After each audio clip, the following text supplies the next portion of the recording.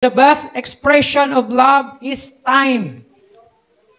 Sa ang pinaka maayong pamahayag sa gugma, mao ang panahon. Ha?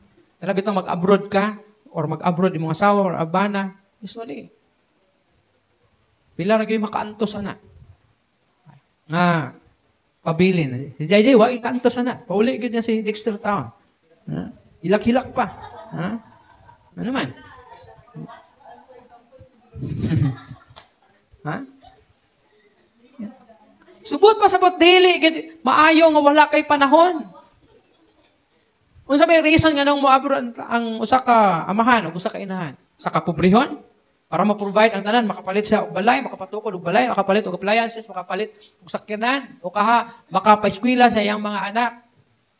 Pero how about sa time? Nga ang time is the best expression of your love.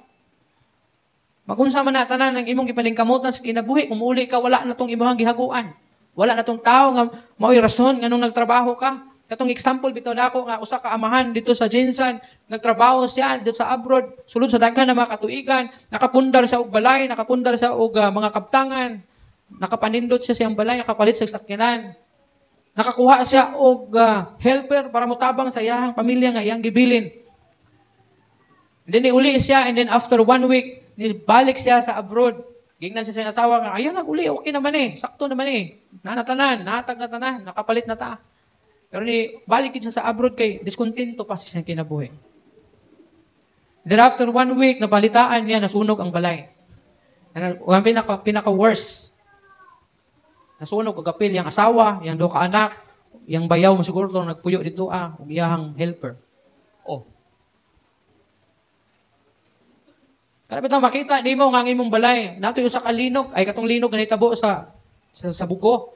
May usa ka balay dito ang gipundar sa usa ka nag-abroad, usa ka nurse, 5 stories na building. And then, igasto sa 20 million kung ako masayop. Nakadako ang iyang balay, nakaasawa siya dito sa Europe, o usa ka foreigner, kay niundang naman siya sa trabaho, kay nagminyo siya. Unya, while nga during siya pagmanarbaho, that time, kapadala siya og kwarta para i-build ang mao nga building, ang mao nga balay. Nga iyahang damgo siyang kinabuhi. Pero, pag abot sa linog nga 7.4 dito sa Bugo, ingon pa niya sa iyahang testimony, ni uyok ang mao nga building, may nanggani kay kanaog siya, ang iyang mama mismo. Ang katong anak nga nag-build, naggasto, naman sa Europe, iyang gipapuyan siya ang ginikanan, ang mao nga balay. So nakanaog siya, ang iyahang naasa sa 4th floor sa building, niyang iyahang papa sa itong nagpa-build anak nga building naa sa 2nd floor, nagduyan-duyan. So nakidako making balay. Maragduhar siguro sila o tulo, isa-isa sila floor. So nito po, pag linog, kadagan pa sila sa gawas. Paglingi nila, ang mao nga balay naggastuhan og 20 million na hugno. Can you imagine? For how many years gihaguan niya? Pero sa usa lang kahigayon nga gilinog, nahanaw ang tanan. So do you think mo na siya ang pinaka-importante ma-providean nimo? Mo mo kun natong una maka-provide ta, pero pwede man ta maka-provide nga naatay time. Ingon pa gani nga time is gold, precious. So dapat imuhang hunahunaon nga importante ang time. Unsa man ang ma-provide tanan, pero bungkag po imong pamilya po tanan. Kay, wala mamoy time sa usa-usa. The importance, ingon pa diriya, the importance of things can be measured by how much time we are willing to invest to them. Sa daw, sa Bisaya, pang pinaka-importante nga butang is kung unsa kadako ang imuhang mahatag nga oras. Nga diin andam ka nga ihatag nga oras diha sa imuhang mga hinigugma. Ayaw sugot na muuli ka nga tulog ng mga anak, muhawa ka nga tulog pagyapon ng mga anak. Pag bisag usa ra mo sulod sa balay, layo inyong relationship. Ngano man? Alangan, di mo magkita. Bisag sulod usa ra mo balay, di pa magkita ay. Time is your most precious gift because you only have a set amount of it. Pag wala na kay time, wala na gyud. Tapos na tanan. Mao gid ang ang oras jud may pinaka-precious, pinakamahal na gift, na gasa. Kay mao na niyang naata. Pag bumamatay ta, wala na. Mamatay ka, nya imong mga minahas kinabuhi, wala naka-feel sa imong nga love. Tung buhi pa ka. Ha? Imong mga silingan, wala naka-feel sa imong love kay dili ka stricto ka, dili ka maduulan. Ha? Mukinto ang mga tao sa imuha, wala kay friend. Basig iniglubong nimo, inikamatay nimo, gamay ra imong adto. Ha? Ano man? Wala kay panahon. Ha? Kita mo ng ubang mga nangamatay nga bisan ang igsuon dili madto. Ano man? Walay love. O kang uban, respeto na lang ihatag. So, kini ang the most precious gift na unta ato ang na ihatag. Dili nang imuhang dolyar, dili nang imong kwarta, dili na imuhang mga gold, kung naaman kay mga tinigom. Tanang-tanan. Is ano lang na siya? As support sa imong love. Pero ayaw gituguti nga kini na lang ang connection. Maingon na lang bitaw ka nga, larang kwarta, lakaw na ko. Wala na. Ha? Ikaw na'y bahala, anak. You can make money, you can make more money, but you can't make more time. When you give someone your time, you are giving them a portion of your life that you'll never get back. Kung tagaan daw ni imong oras ang imong minahal sa kinabuhi, either imong asawa, bana, imong anak, imong ginikanan, then you give a portion of your life.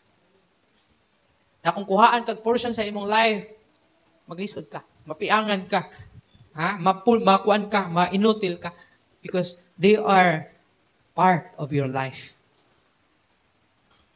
Manang uban, di kita ako makaya. Natoy usa ka, lang, lolo o lola ba to ni kuan na? Ni kisa pa ni Mahal. Namatay ang iyahang, kisa pa una namatay ito? Lolo. Then, sulod sa pagkatapos sa duha ka gabi namatay pod ang iyahang lula. At magtiayon. Namatay ang lolo niya unang namatay. Then after 2 nights, namatay pod ang lula. Ang asawa atong namatay. Mo na ang buot pasabot. Maglisod siya because ang tao nga iyang gihigugma is a portion, part sa iyang kinabuhi niya. O nagunahuna siguro niya, wala na naipulos ang kinabuhian So naguol siya siguro, hinungdan natigok po siya. Kaya naguol ba siya? Wala na ang akong hinigugma. Wala na ang tao nga bililhon alang kanako. Labaw sa tanan. Hinungdan sunod po siya after 2 days. Muna yung pasabot When you give someone your time, you are giving them a portion of your life that you'll never get back. Whenever you give your time, you are making a sacrifice. And sacrifice is the essence of love. Kanang mingon, bito ka nga, magtrabaho na akong layo, magsakripisyo ko. That is not sacrifice. Pero kung muunong ka, ingon pa sa ingon pang panultihon sa mga pait o pamuyo sa bukid, bahalag saging, basta loving. Pero diri syudad, di man na magsilbi. Tagaig saging. Di ba? Murag World War II may tabo sa balay. Ano man? Ang atong mentality is mag-provide ka. Maghatag ka. Pero how about time? How about sa love, relationship? Dili ba nimo kwintahon? Ingon pa, when you give your time, you are making sacrifice. And sacrifice is the essence of love. Ingon ang Ephesians chapter 5 verse 2, be full of love for others, following the example of Christ, who loved you and gave himself to God as a sacrifice to take away our sins. And God was pleased, for Christ's love for you was like sweet perfume to Him. You see? Grabe ka-precious ang love. Even si Jesus, ang gugma daw, ang gugma sa Ginoo nakapalipay. Kaya ang gugma ni Ginoo si Kristo, kini siya tamis, sweet. Murag perfume. Alang kaniya. Mana kung mahigugma, kung ato aging pamalandungan, Ha? Ayaw kayo palabi o pagapos sa o paningkamot sa kinabuhi. Kaya dili nimo makita ang beauty sa imong palibot. Dili nimo makita ang kanindot di ay kagwapa sa imong asawa, kagwapo sa imong bana. Dili nimo makita ang kabuutan niya. Dili nimo makita kay ano man, ang kakugihan niya, ang kamaayon niya muluto, kalami niya muluto. Dili mo na ma-appreciate ano man. Ang tan-aw nimo sa iya, provider lang siya. Ang tan-aw nimo sa iyaha nga source sa panginabuhi, di na nimo makita nga kini unta nga mga butang, isa ni siya na magpa-usbong sa imong love o sa inyong panaginigugmaay. Nya kung maingon pang bana nga, maingon ang asawa nga, kumusta ako ang giluto? Lami ba? So, matay ang lutuan ni may pag ako na nagluto. Instead, i-appreciate mo manang uban, para lang yun makatabang sa inyong relationship. Mahalag, waka kauyon, yung sa, lami kayo. Ampot lang aning Carla kung lamian, bagit siya sa kuwang luto. Basig iya lang po kung ilad-ilad ba, para di ko masakitan. Pero, isa na siya. Dili lang mag-provide, kundi sa inyong relationship. Be full of love. Ingon pagani, God was pleased. Kay alang kang Kristo, love for you is sweet, like sweet and perfume.